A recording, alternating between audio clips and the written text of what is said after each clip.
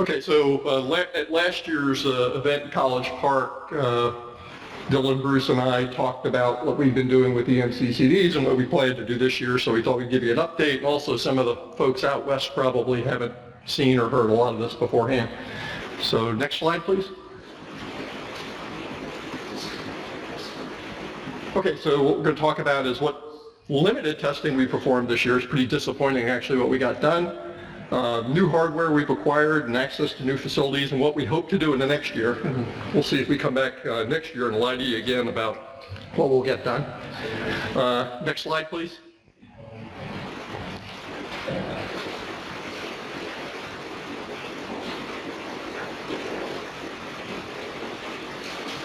Okay, so the EMCD we talked about last year's College Park meeting. For those who haven't seen it, this is a typical one we use. I refer to it as a brick. So I'll tell my wife I got to go out and put the brick on the telescope. What is it, 6 pounds, Bruce? Yeah, very, very heavy. Bruce has had them modified to put a 2-inch adapter on the end. These are typically used in biology, right? The ones you get, Bruce? Yes, biology and physics sciences. The cameras themselves are affordable at $30,000 each because of the biotech industry. Otherwise, they might need more money. So, thank you for that. Okay, next slide. Okay, so in 2015, the work we've done so far, well, first of all, due to work commitments, both from Bruce, Dylan, and I, we've had very limited time this year. We did try a few lunar occultations. The Lambda Gemini one is the one we'll address today. There were no appropriate asteroid events we tried. And one thing I point out on this is part of the problem is we're really risk averse, right? Because in the mid-Atlantic, with our weather being so bad, well, the weather wasn't good here either, obviously, you get, what, maybe a dozen good chances a year, and maybe half of those have potentials to be positives from a fixed observatory.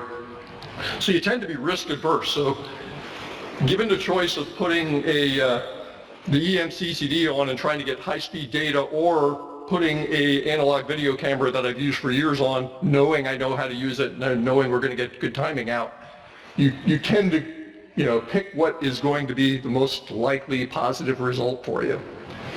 So the new equipment we've obtained recently will help alleviate that, and I'll talk about that a little later. Plus we're going to have hopefully access to some new facilities that will also help us. Next slide, please. Okay, so Lambda Gemini lunar occultation, February 28th. Waxing moon over Lambda Gemini over most of North America. It's a quadruple star, non-instantaneous transitions reported. So I did put the photometrics on for that on my C14, ran it at the normal f11, and I windowed the camera to down to 32 by 32 pixels, binned by 2, so we could get the frame rate up to 200 hertz. And we ran Dylan's software to take the data and convert the data into Tangra compatible files. Next slide. So this is just what it looked like from where I am in Maryland, where Lambda Gem was coming, well, the moon's going this way over Lambda Gem. Next. Just the printout from Occult. Next. Information about the Lambda Gem system, where it is, the radius and all. Next.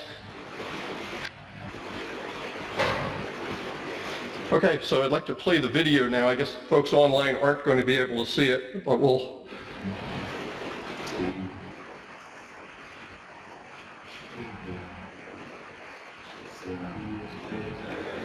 I'd like to take credit for that, but that's not mine. That is actually playing, Steve. Okay, it's actually right there. I can barely see it. This is not going to work very well. Folks at home probably see it better than we're They saying. can see it better on the internet than you can. There it goes. So what was happening there for the first 5 or 10 seconds, it was a very boxy looking star image. That's because it's really 16 by 16 superpixels we're running there. And then it started flickering and eventually went away. So why don't we, I don't know if it's worth playing it again or not for those who can see it, but.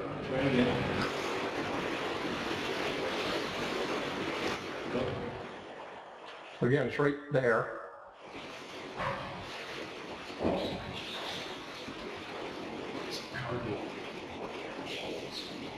And we could show it on a computer later, maybe you can see it better if you're interested. Okay, it's flickering, now it's gone. Okay, next slide.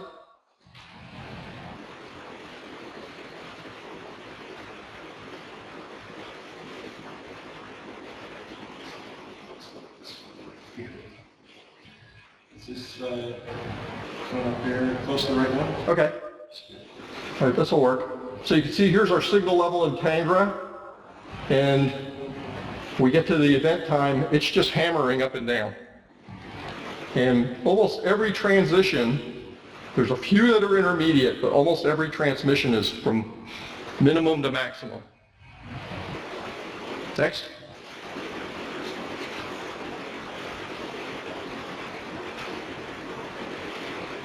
Now, we obviously knew it wasn't a graze, but we went and checked, and it wasn't.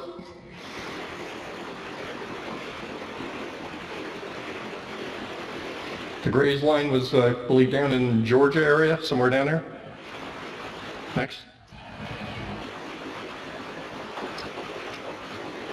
And the graze profiles that Bruce generated. Go ahead, next.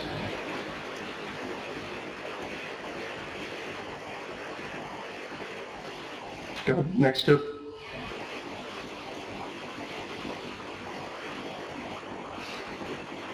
Okay, so the light curve showed 13 transitions prior to the star completely disappearing, and it ran over about a third of a second. That calculated to 200 meters on the moon, and like I said, most of these are completely between on and off. There are only 3 partial signal levels in all of that. So it's exceedingly unlikely the occultation geometry would support such an event. And the 200 hertz sampling rate would produce many more partials than only 3 in this. So the actual exposure time, in order to support just hammering up and down, would have to be much, much less than the 5 milliseconds. So our conclusion is that it's an instrumental effect. This is not real. Next. Or the moon people in Bob's cartoon may have upgraded their equipment. Hey, if somebody comes up with a way that this could be real, great, but I just can't fathom it. Tony? So, Steve, have you analyzed the same light curve with light movie? No, I haven't, but you can just go frame by frame and you see it flicking on and off. Okay. So visually it matches what we're seeing here, and the flicking rate goes down with time, just like Tangra shows. Okay. Bruce and Dylan, have tested these cameras looking at a flashing LED. Next slide will show the data on that. And you end up with a nice smooth square wave. Now, this is a different camera than the one I have in my observatory.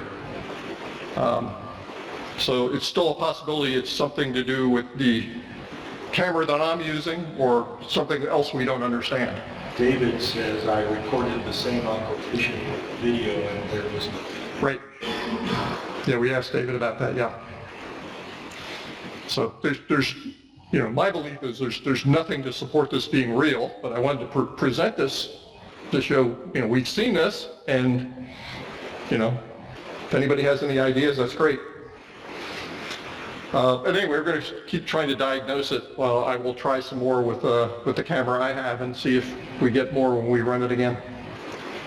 Okay, so new equipment. We did obtain 2 Innovation Foresight ONAGs, on-axis guider assemblies, the larger ones, the XTs, with their adjustable focus reducers that come with them. So these are really intended for astrophotography, where they have a dichroic in them, so they have a filter in there that directs most of the visible light with a reflection to a camera, normally an astronomy camera for deep sky imaging, and they transmit the near IR to your guiding camera. At least this is the intention behind them. So they pass almost everything above 780 nanometers. It does produce a slight amount of astigmatism in that leg because you have converging beam going through a tilted plane parallel glass. And the Innovations Foresight people in their focusing software actually use that elliptical astigmatism to control their focus, which is kind of innovative. So what that's going to allow us to do is several things, and I think go to the next one, see if I have it there. Yeah, so one thing is to begin to look for wavelength dependence in any data we collect, since we will have visible and near IR. And it'll allow us to directly compare the timing of traditional RS-170 analog sensors to EMCDs or CMOS detectors without adding significant risk on high probability events. So I will know I will get data that I can submit, and at the same time we'll have data we can compare between two cameras from the same telescope. So I think we'll be able to start collecting more data with the EMCDs or the low noise CMOS by doing this. The traditional RS-170 is a what sensor? That's your NTSC. Okay, Yeah. that's our RS-170 is the same thing. that's our Sony chips that we're using. Yeah, it's our analog video. We also, Russ Janae asked us to try doing lunar occultations with these new low noise CMOS that ZW Optical is putting out. So this is CMOS that is as low as 0.75 electron read noise. So we obtained one of these, we just got it. I've turned it on with my computer, but I have not yet put it on a telescope. I've been able to run it up to 450 hertz frame rate. The thing that worries me, and I've had a lot of trouble at work with CMOS that use this, is the rolling shutter. So the rolling shutter is really going to complicate the timing. Rolling shutter means that, a normal CCD, all the images at the same time. On a CMOS device, it's basically one line at a time. So the line at the top is going to have a different timing than the line at the bottom of your image. It's really nice. Wait, here I have it set up so the camera's here. So it's a very petite camera. They're about $330, $340. It's supposed to have its color, unfortunately. They do not have a monochrome version. But even though it's color, it has really good response in the near IR, so it's going to be a good match for this to be on the near IR leg of the dichromatic assembly. Next.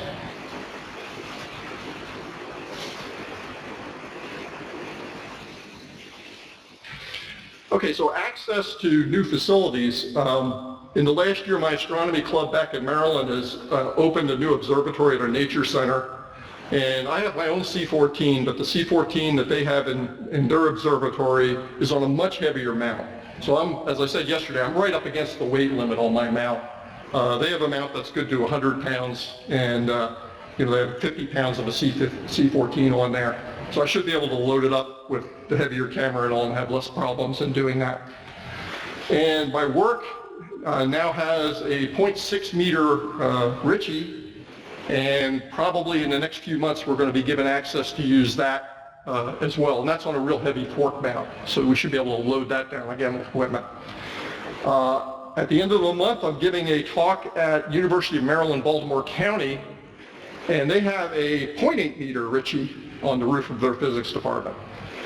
So, these ones I think have good potential for KBO occultations and use for those. We've actually tried to use both of them a couple of years ago on a Pluto occultation that got clouded out working with the SWERI folks. So anyway, having these new facilities should help me test some of the cameras with larger apertures. Next.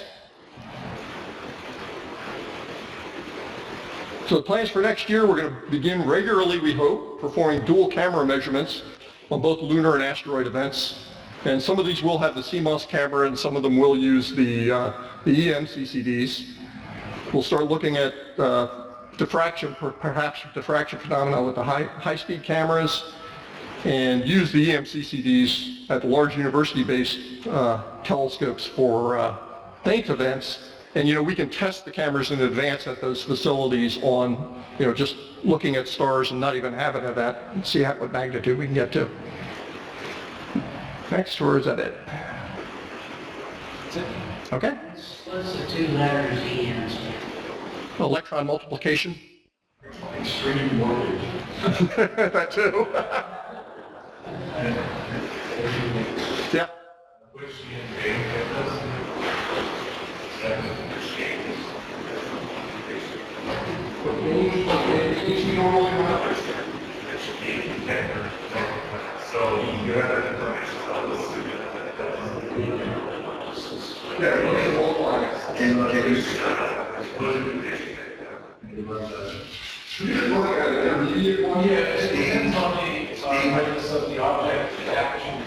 Can you repeat that question?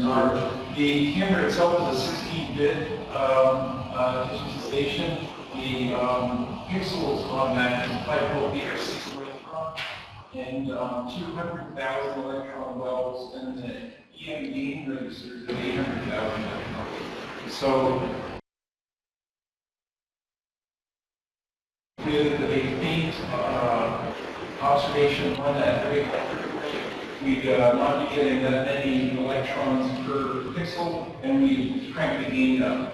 And it's really remarkable when you do so, all of a sudden the background noise goes down, and it's really a pleasing picture to look at compared to without gain. So what number gain, Bruce? Well, that camera will go from 1 to 500. It's dual pass. The output for E and output. And that will go from 1 to 500 multiplication. Is it 1,000? Sorry. Yeah, we have some that will go only to lesser values, but that one happens to be top of the line. Okay, the question was what EM gain we normally run, and we run fairly high, so up towards 1,000. The question is,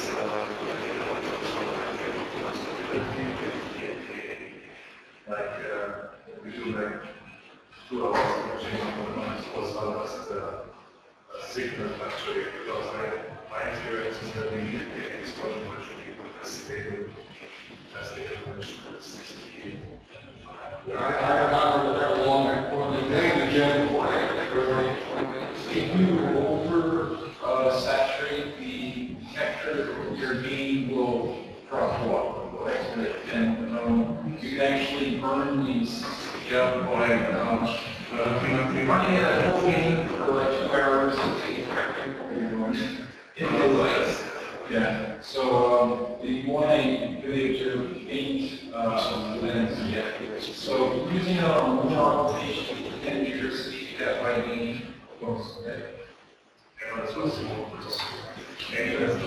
Yeah.